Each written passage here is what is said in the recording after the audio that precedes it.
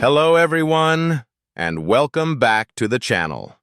Today, we're diving into one of the darkest chapters in criminal history, the horrifying story of Yang Xinhai, also known as the Monster Killer. He is recognized as China's most prolific serial killer, with a staggering 67 confirmed murders and 23 rapes between 1999 and 2003. His crimes shook a nation to its core, and today, we'll explore how this man went from a quiet rural life to becoming one of history's most ruthless killers. Let's start at the beginning. Yang Xinhai was born on July 17, 1968, in a small village in Zhengyang County, Henan Province. He was the youngest of 4 children in a poor rural family. By all accounts, Yang was an intelligent child, but his family's financial struggles marked his early years. Life was tough, and he grew up surrounded by hardship. Yang dropped out of school at just 17 years old and left his village to move around China, taking odd jobs wherever he could find them. But these jobs didn't last long. His life quickly veered off course, and he started committing petty crimes, including theft. Over time, these petty crimes escalated into much darker actions.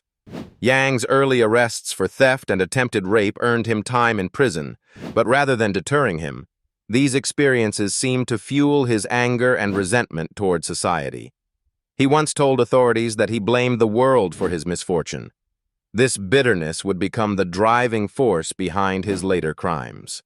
Yang's killing spree began in 1999, and what followed was nothing short of horrifying. His method was as simple as it was brutal. Yang would wander from town to town, targeting rural households. Late at night, he'd break into homes, armed with tools like hammers or axes. He didn't discriminate. Entire families would be slaughtered, from children to the elderly.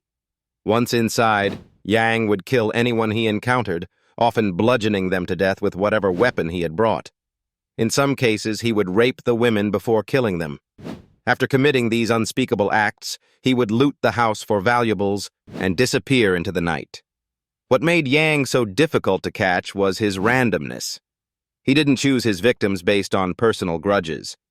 His targets were chosen purely for convenience, which made it nearly impossible for authorities to predict his next move. By the time police arrived at a crime scene, Yang was already hundreds of miles away. Over the next 4 years, Yang Xinhai spread terror across China, moving between provinces like Anhui, Hebei, Henan, and Shandong. His attacks left communities in fear, but because his crimes were spread out geographically, it took time for authorities to connect the dots. In total, Yang committed 67 murders and 23 rapes. His attacks were often so brutal that they shocked even seasoned investigators. He showed no remorse, no hesitation, just a cold efficiency in carrying out his crimes. Yang's reign of terror finally came to an end in November 2003, not because of a major police operation, but during a routine identity check. Police stopped him in Kangzhou, Hebei province, and found that he was acting suspiciously.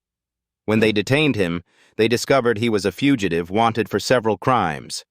Once in custody, Yang confessed to everything. He didn't just admit to the murders. He provided chilling details of how he carried them out. Yang told investigators that he killed simply because he enjoyed it and wanted revenge against society. He showed no remorse, and his confession was cold and matter-of-fact. Yang Xinhai's trial was swift. The evidence was overwhelming, and his own confession sealed his fate. In February 2004, just a few months after his arrest, Yang was convicted of 67 murders and 23 rapes. He was sentenced to death, a punishment that was carried out by firing squad on February 14, 2004. Yang's execution brought an end to one of the most horrifying crime sprees in modern history. But for the families of his victims, the scars left by his actions remain. Yang's case shocked China and prompted serious discussions about law enforcement in rural areas. His ability to move freely between provinces and evade capture for years highlighted the need for better communication and cooperation between local police departments. Additionally, Yang's crimes raised questions about how someone with such a troubled past could slip through the cracks of society, unnoticed until it was far too late. His story remains a grim reminder of the dark potential that can lurk behind even the most unassuming individuals. Yang Xinhai's story is one of horror, tragedy, and loss. His actions devastated countless families and left a trail of pain and fear across China. While his capture brought justice, the impact of his crimes lingers. Thank you for joining me in exploring this chilling case. If you found this story compelling, please like, share, and subscribe for more deep dives into the darkest corners of history. Let me know in the comments if there's a case you'd like me to cover next. Stay curious, stay safe, and I'll see you in the next video.